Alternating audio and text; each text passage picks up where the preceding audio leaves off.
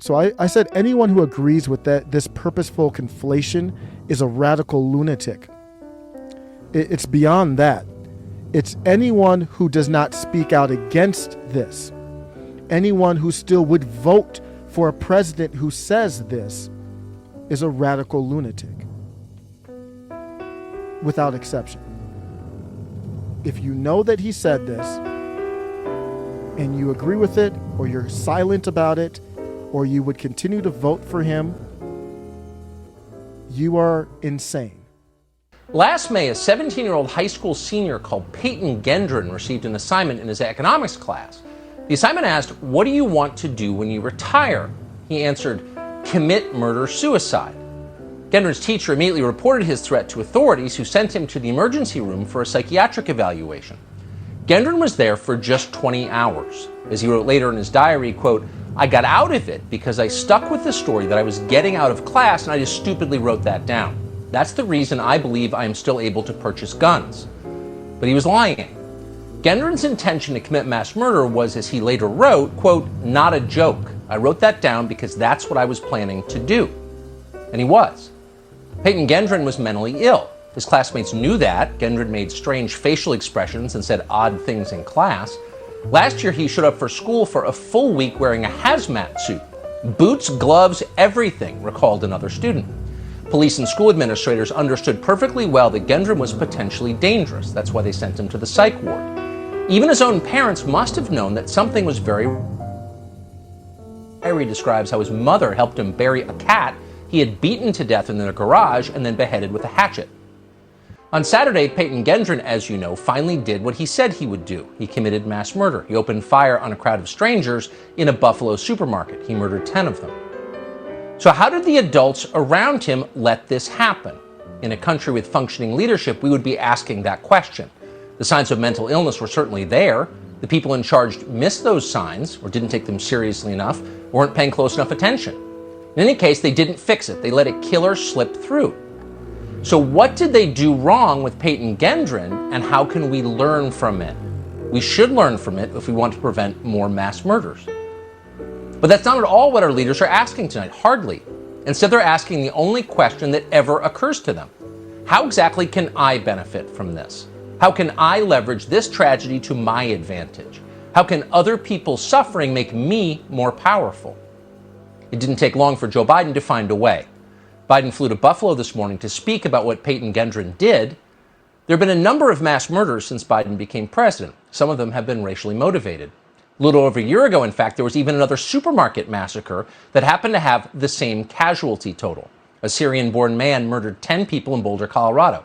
He even used the same caliber rifle that Peyton Gendron brought to Buffalo.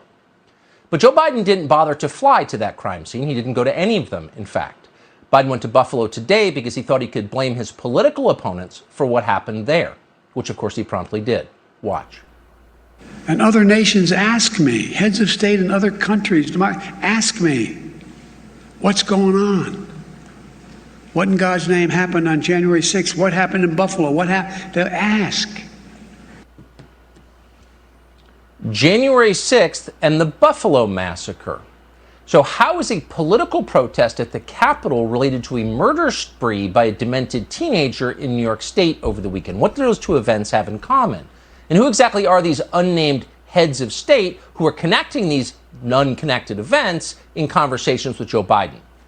You may have wondered that, but don't ask, because it's not meant to be asked. It is instead a dream sequence. It's a rhetorical device meant to connect everything that might challenge Joe Biden and bunch all of these things together in the same repulsive moral category. January 6th, mass murder, the bubonic plague, it's all the same, it's all bad. And because it's bad, Joe Biden informed us today, after 250 years, we're going to have to suspend the Bill of Rights. And we're going to begin where the Bill of Rights begins, with the freedom of speech. I'm really at a loss for words. That conflation of January 6th at a speech in Buffalo after such a tragedy is it's something to behold. I'll be honest, I never in my life would have thought a U.S. president would do something like that. But it happened. So I'm not surprised at this point, especially after some of the things that have been said, but it's shocking. What in God's name happened on January 6th? What happened in Buffalo? What happened? Our U.S. president brought up January 6th, conflating it with a tragedy of a mentally ill person committing unfathomable evil. And everybody seems to think it's just normal now. It's okay. It's not normal. It's not okay. It is a problem. Joe Biden mentioned J6 at his speech. If he did, I haven't seen him clean that up and separate it. He is conflating J6. So basically bringing up MAGA and Trump again. Everything has to come back to MAGA and Trump. I said anyone who agrees with this purposeful conflation is a radical lunatic. It's beyond that. It's anyone who does not speak out against this. Anyone who still would vote for a president who says this is a radical lunatic. Without exception. If you know that he said this and you agree with it, or you're silent about it, or you would continue to vote for him, you are insane. I cannot think of something more harmful that could have been said at that moment. And people in the room are eating it up or silent. When I say that a national divorce is of the utmost urgency, I mean a national divorce is of the utmost urgency. It is not a joke. It is not to be alarmist. It is to have a peaceful way forward. Because when a president says something like this, conflating J6 with the act that happened in Buffalo, this is not a theory. It's not a joke. We need to separate to our separate areas immediately.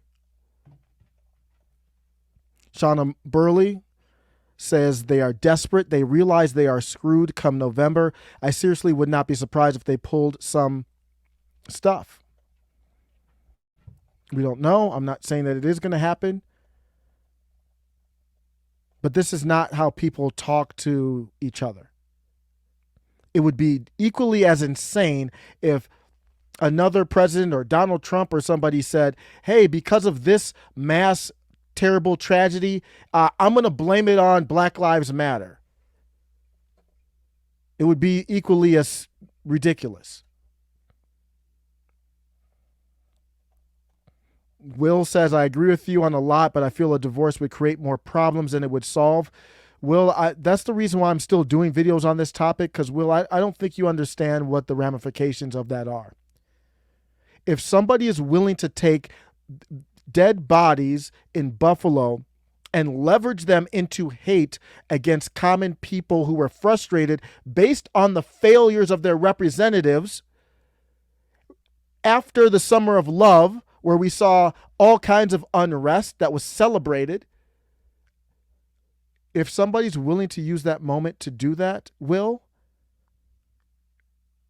there is not a way to overstate the danger that you are in.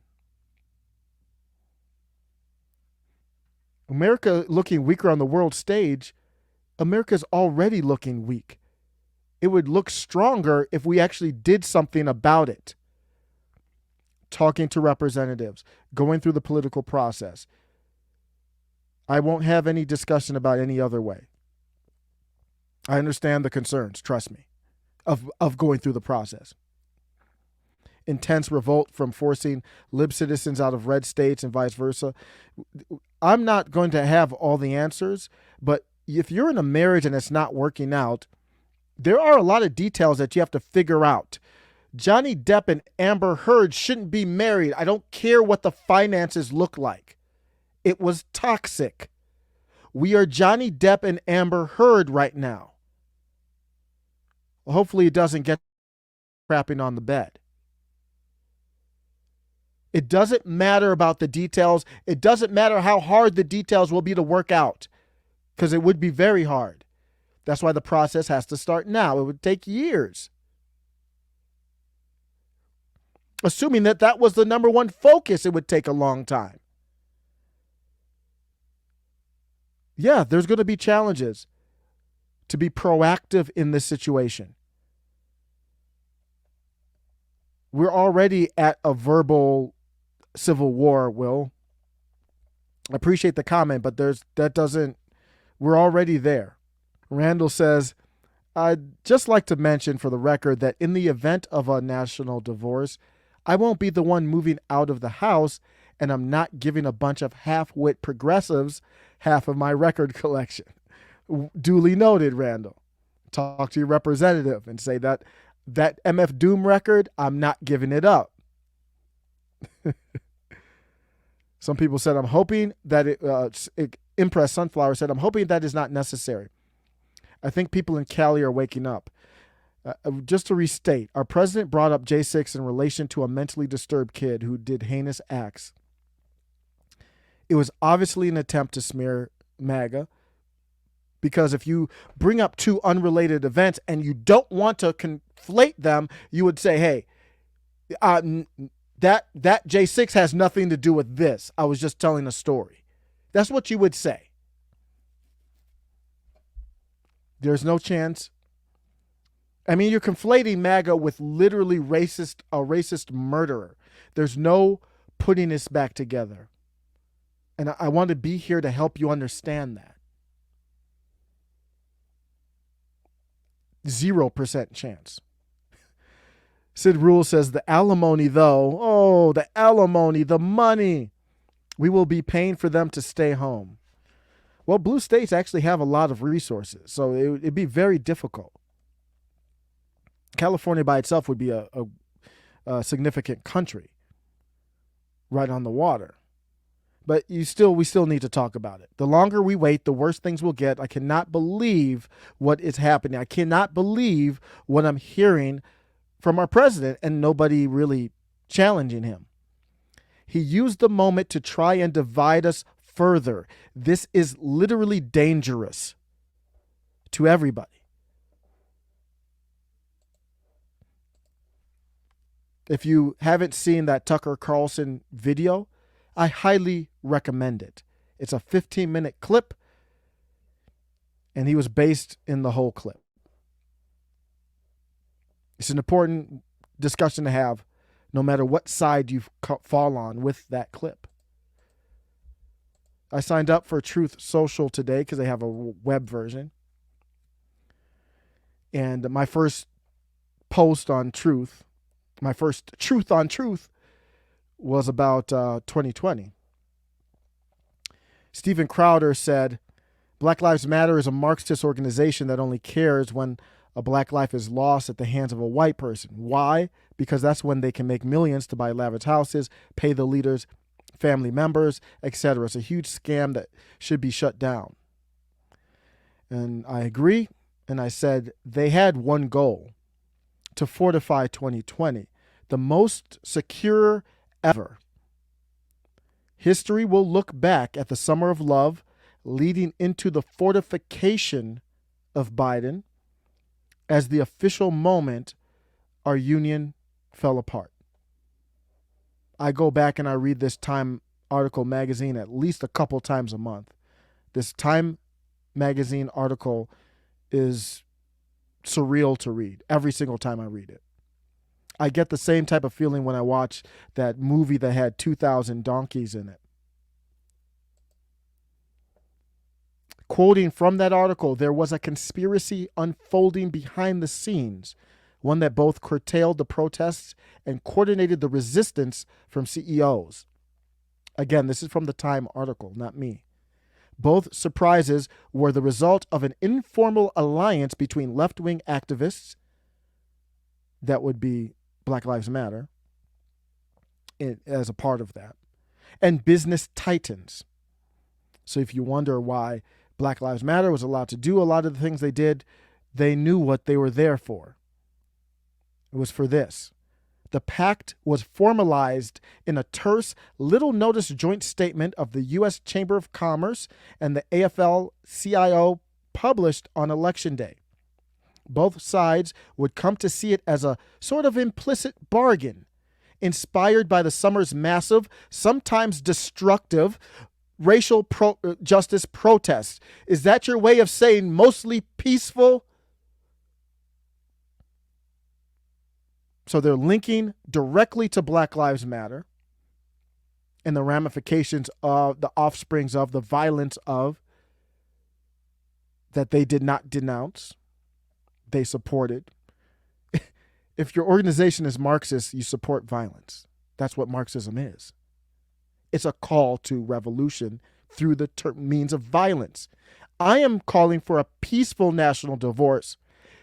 Marxism does not believe in the political process, so you have to find out another way.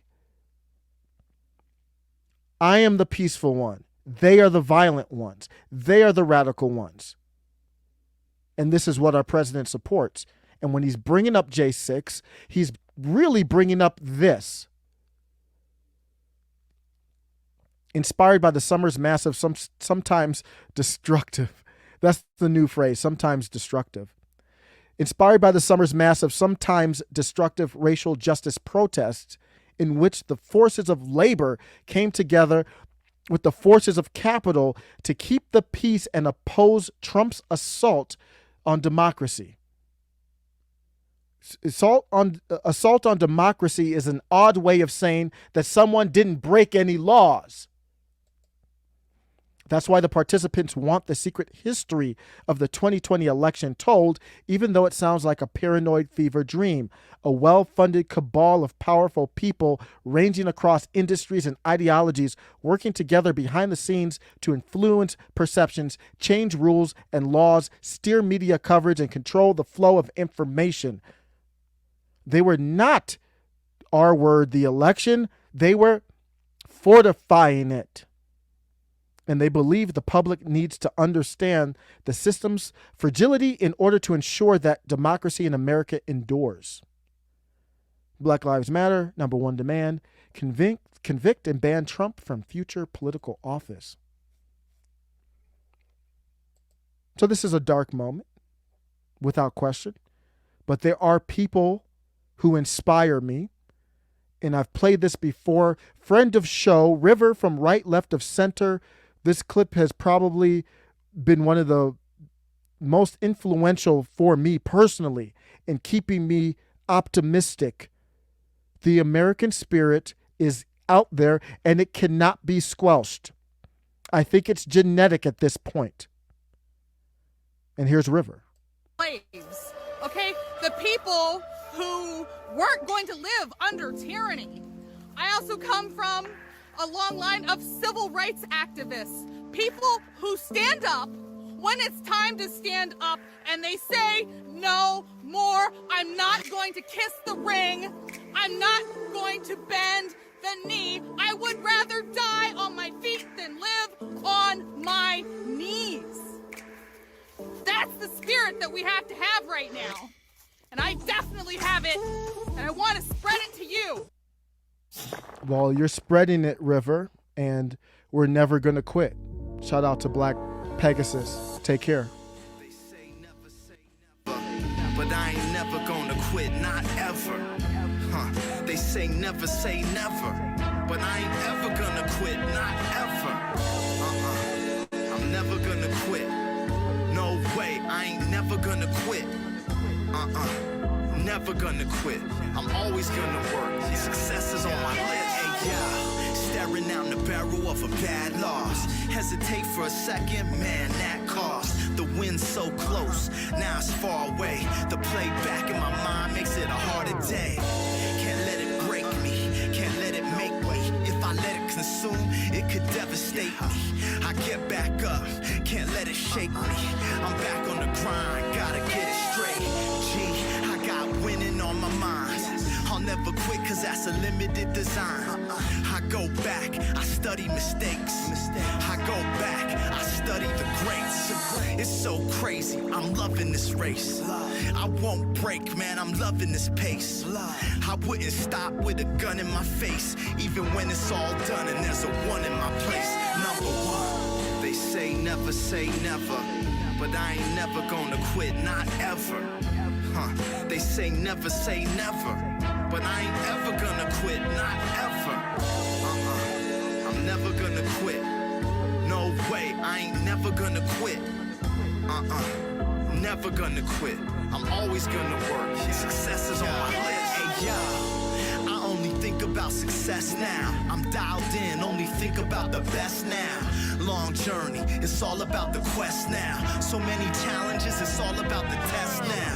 Yeah, you woke up a sleeping giant. Focus on skills, cause they need refinement. Need alignment, we're coaching the team. Same vision, so it's more than a dream. Yeah, I got your back when you need it, bro. Damn, it's all good just a week ago. When you're down, gotta work on your weakness though. You know that's real, it ain't a secret, yo. Experience, the best teacher, whoa. You gotta set deadlines so you can meet the goal. You know life in the fast lane, gotta feed the toll. Keep your heart in the game so they can't beat your soul. They say never, but I ain't never gonna quit, not ever. They say never, but I ain't ever gonna quit, not ever.